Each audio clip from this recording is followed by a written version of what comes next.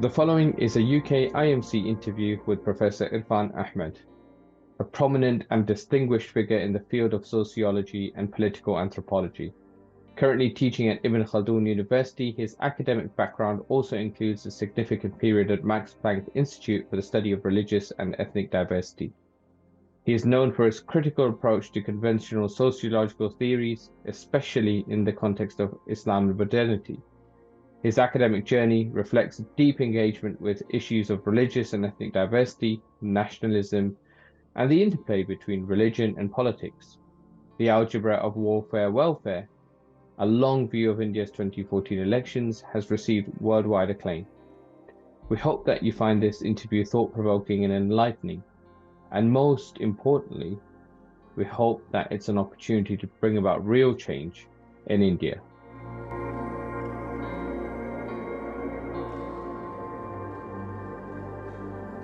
Yeah, so you see, it is not simply the description of India as the world's largest democracy in the last few years. It is also described as mother of democracy. Okay. Now, when we think about the phrase world's largest democracy, the only correct and defensible thing in this phrase, in my view, is the largest, which is factually speaking in terms of largest sheer number. Okay. Now, that it is democracy is severely contested, and I think it is no more than a slogan. And I want to put to you and the viewers everywhere in the world that the fiction that India is world's largest democracy hides the fact that it is also the world's biggest circus. Now, let's see some of the concrete things. In a political setup, where women are raped and paraded naked in Manipur, that is not democracy, but a circus. In a political setup where Muslims are lynched in broad daylight and video of lynching uploaded on YouTube and on social media with cheers, and those who lynch are praised rather than condemned, that is not democracy, but an electoral circus. In a political setup where those who lynch are shielded by top politicians, approved by the silence of Prime Minister, and barely any action is taken against the criminals, that is not democracy, but a pure circus. In a political setup whose Supreme Court gives judgment to support the majoritarian prejudice about the myth of the Hindu god being born thousands of years ago, exactly on the spot where Babri Masjid as a historical entity existed, that is not democracy, but a circus. As a believer in pluralism, I'm in favor of Ram Temple. What I'm saying is that when the Supreme Court irrationally justifies destruction of Babri Masjid to build a Ram Temple, that is not democracy, but a circus. In a political setup where Hindu priests and saints issue an open call for genocide against Muslims, that is not democracy, but a circus. In a political setup where homes are bulldozed, mosques and shrines are destroyed, churches are attacked, Waqf properties are vandalized, that is not democracy, but a circus. In a political setup where conspiracy theory of love jihad and conversion is transformed into law, young girls in hijab are prevented from education, that is not democracy, but a circus. When, rather than discuss problems of millions of young men and women seeking jobs, the debate on television or in parliament is about plastic surgery, genetic engineering and nuclear tests conducted in ancient India, that is not democracy, but a circus. When during the COVID-19, rather than provide solid medical facilities and care to millions of poor and migrants to cities, the PM asks Indians to beat the plates and utensils to fight the virus. That is not democracy, but a circus. When an entire political party, Popular Front of India, PFI, is banned and its leaders are put in jail, that is not democracy, but a circus. And in this circus, YouTuber like Dhruv Rathi is also a player, though a small one, because he's concerned only about Arvind Kejriwal being in jail. He remains silent about Sharjeel Imam, Umar Khalid, or Gautam Nolakha, who are languishing in jails for years, or Father Esteem Swami, who died in jail. When academics, journalists, lawyers, students on campuses, activists, and critical citizens who have not bowed down to the power live in utter fear and cannot say what they want to, that is not democracy but a circus. In a political setup in which autumn is described as a spring, truth is transformed into falsehood, night is announced as dawn, coercion is televised as freedom, a spreading of hate is praised as nationalism, destruction is classified as development, green is baptized as saffron, pirating is crowned as creativity, nonsense wins prize for excellence, identification with humanity is defined as treason, worship of money is advertised as devotion, flattery is named as discipline, insult is explained as dignity, fear is promoted as safety, aggressors are presented as victims. That is not democracy but a circus. And when Prime Minister himself demonizes not once but repeatedly, not only in electoral rallies, but also on the floor of the parliament, an entire community as an invader and enemy, that is not democracy but a circus. In a different way, democracy as a circus was staged in 1930s in Germany. As for the second part of your question, some observers have recently said that if Modi wins in 2024, this would be the last election. That might well be the case, but that is not the only option or possibility. Elections might be held. After all, Hosni Mubarak, Al-Sisi, or Putin have been in power through elections, and they have won actually more number of votes than Modi did. In the year 2023, the Sweden-based institute called Democracy Institute described India as electoral autocracy. But this description doesn't say much experientially. That is, how people experience democracy on the ground. That is why I have given some concrete examples of issues, incidents, and individuals. The Swedish report also doesn't account for the history of Indian or Hindu democracy and its logic for election, and therefore we must make them clear. And this is a point about history. Among Hindu politicians and thinkers, a concrete position about democracy unfolded during the interwar period, which is between the two world wars. Yeah. There was much debate on it. They also debated secularism. But unlike secularism, they went whole hog for democracy, not as a value or principle. Rather, for them, it was a convenient way to establish the domination of majority Hindu community. Mohandas Gandhi, he himself believed in this, according to Nirmal Kumar Bose, who was Gandhi's secretary and also interpreter of Gandhi in Bangla language. And I'm sort of paraphrasing, but some of the words are exactly Bose's. Gandhi himself built an alliance with those who believed in Hindu domination. Okay? Now, this is the larger historical backdrop of enthusiasm for democracy in India. And since it is a mathematical game, and currently with Islamophobia rampant worldwide, holding election will not be a problem. In fact, it might be necessary because by spreading hate against Islams and Muslims during election, okay, as it has been the case for a long time, election will make tribals and Dalits Hindu, and the already diverse and discriminatory caste-based system of Hindus united. So I don't see necessarily that election might be done away with. It might be even necessary. But then the question is not simply holding election, but what is the place of justice? What is the place of freedom? What is the place for religious diversity? Those might be cancelled or severely compromised even when elections might be taking place.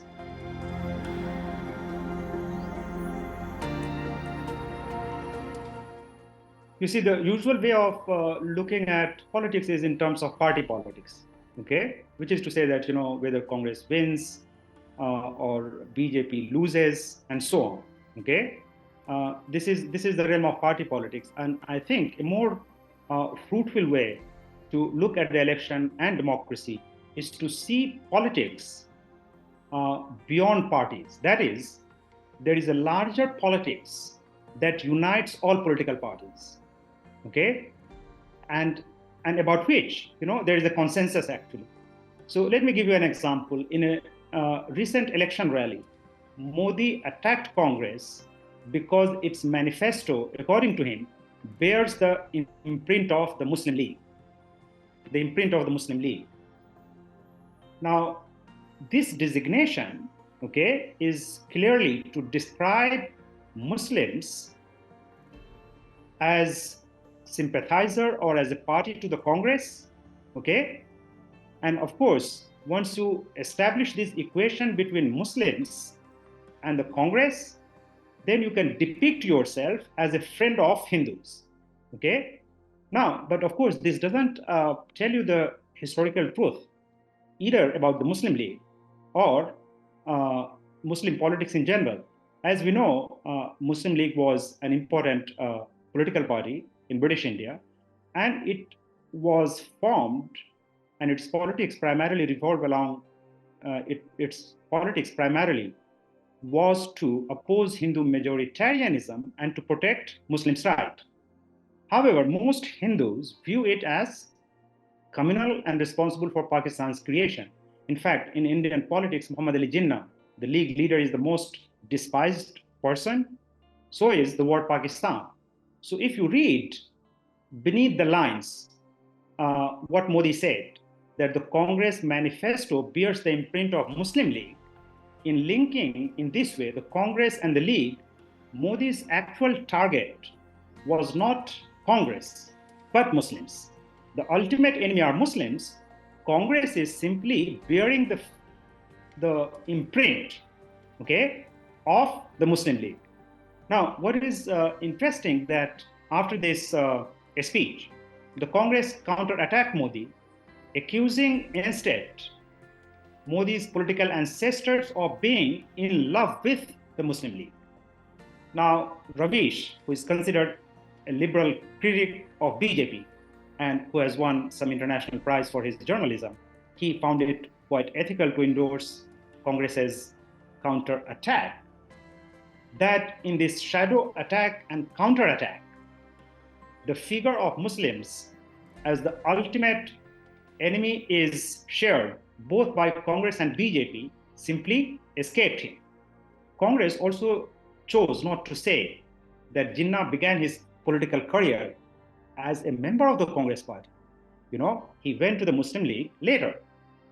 And of course, the fact which was made in a public statement by Sarojini Naidu, a towering Congress leader, she described Jinnah as an ambassador of Hindu-Muslim unity. Congress chose not to mention this. So what this example shows is this, that both for BJP and Congress, it is the Muslims who are the figure of other and enemy. Note also that along with BJP and Vishwa Hindu Parishad, Congress is equally responsible for the destruction of Babri Masjid. In such a situation, loss of BJP or victory of Congress do not matter beyond a point. Also note that leaders continually keep moving from BJP to Congress and from Congress to BJP. Many shift has happened just before the election. Historically, what is called the Hindu right has always been part of and has remained within the Congress long before the formation of Hindu Mahasabha or RSS. Now, Nitish Kumar's Janata Dal United in Bihar is now part of BJP. So is Janata Dal Secular of former Prime Minister Devgowda in Karnataka. Also, bear in mind that Mohan Bhagwat, who is the chief of RSS, he himself said that the members of the RSS are present in every party, in the Congress, in Samajwadi Party, and Bahujan Samaj Party. More importantly, the hate against Pakistan, which every party is united, including the Communist Party, is just a shorthand or dog whistle for Islam and Muslims. So, in my view, the question is not about this or that party, but the larger ideology which every party subscribes to, though not identically. And in this sense, the difference that BJP victory or loss will make, in my view, is likely to be mostly of technical nature in terms of degree, not in terms of substance.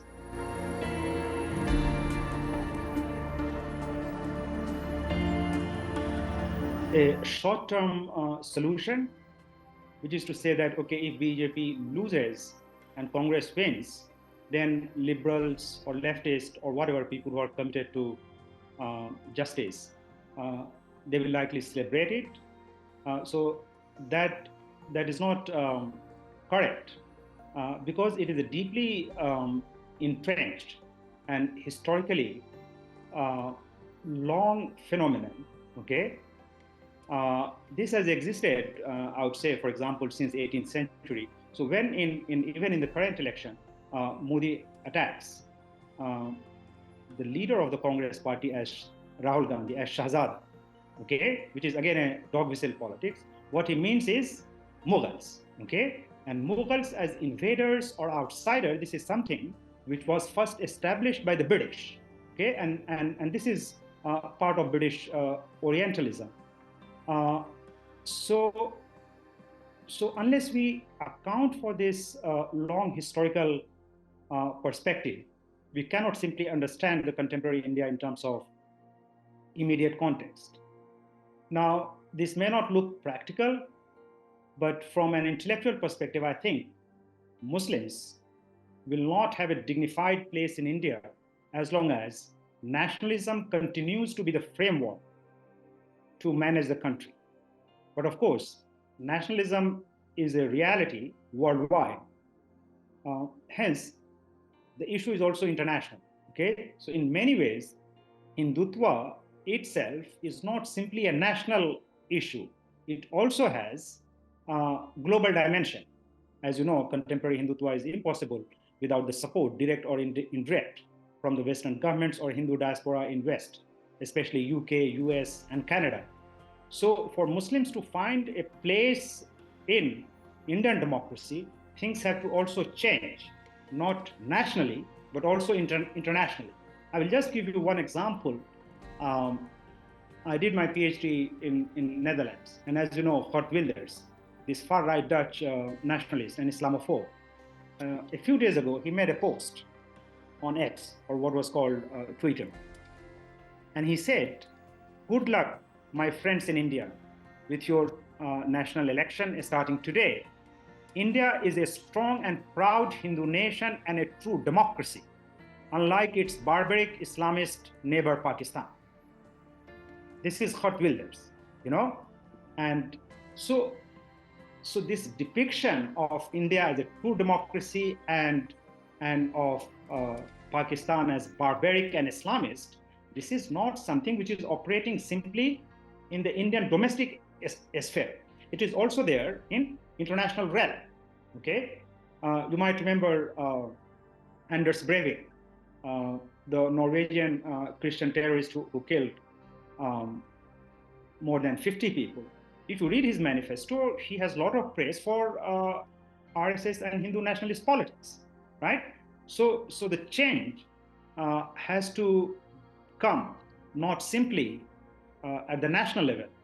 There has to be an equally important change to be enacted through constructive intervention in the international realm as well.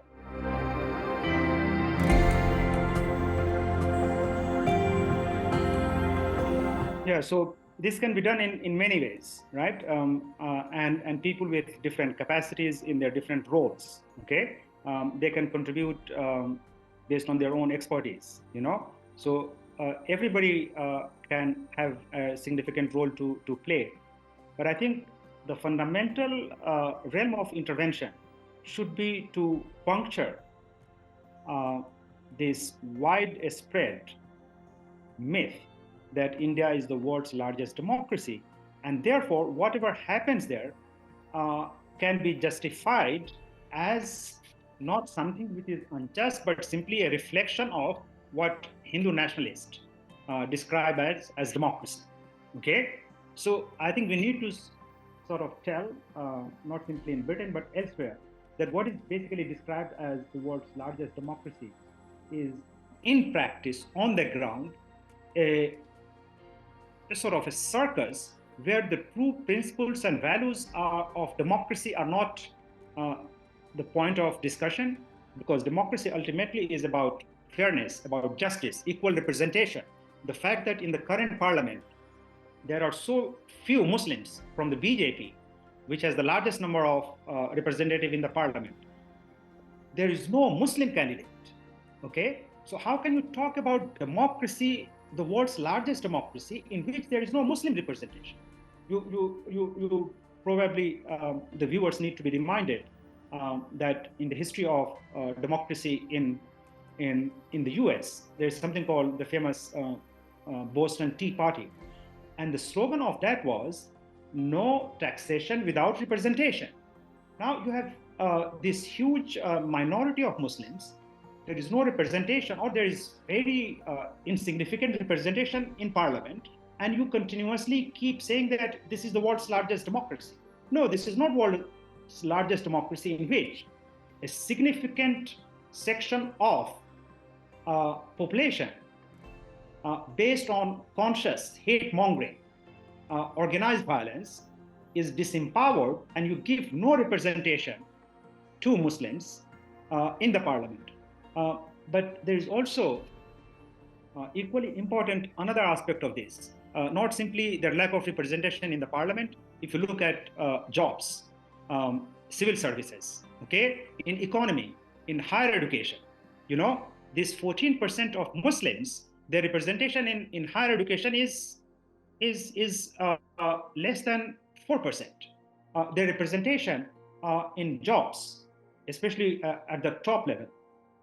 So democracy is not simply holding election.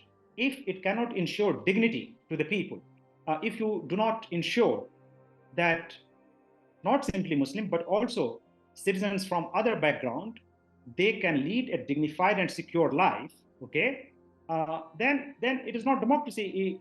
It is a circus which is staged in the name of democracy. And I already mentioned that this circus was staged first in 1930s in Germany. But in terms of practical step, you know, I think what we can tell the audience, domestically as well as internationally, is that in the name of democracy, what we are witnessing is an ethnic democracy. Some people describe it as populist democracy, right? And this kind of democracy is not a genuine democracy, but populism of this genre is actually a threat and danger to democracy. So rather than celebrating it, we should be doing something really serious, how to prevent this slide of the world's largest democracy into some kind of ethnic populism. Now, the second thing which can be done both nationally as well as internationally is to focus on educating the current and future generation. And by education, I don't mean simply getting degrees, but primarily political education, okay? To have an educational degree is not necessarily to also be politically educated. So it is dispensable to harness awareness about the Constitution, about civil rights, citizens' rights, and of course to make alliances with individuals and groups committed to similar causes.